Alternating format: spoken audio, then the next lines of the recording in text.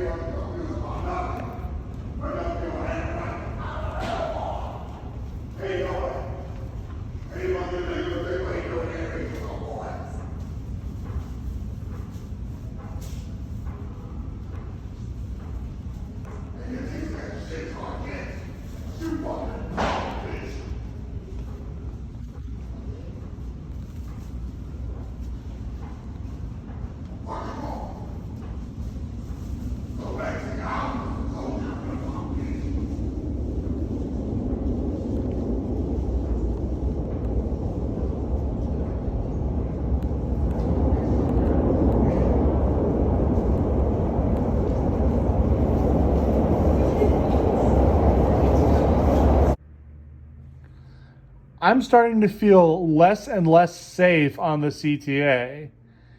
In fact, I'm starting to accept the fact that I will probably get raped or worse on the bus or train or on the platforms or stations by it or stops. It's not a matter of if, it's a matter of when. And to all you urban planners out there who argue that taking the bus or train will make cities better, is better for the environment, do you realize what you're advocating for? Public transportation does not reduce crime. It only encourages it. And the whole people are going to get a better paying job that they can take the bus to is a pipe dream. It's a complete pipe dream.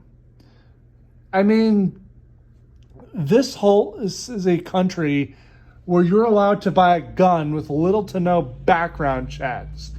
Couple that with a breeding ground for crime, that being the bus or train, not a good combination.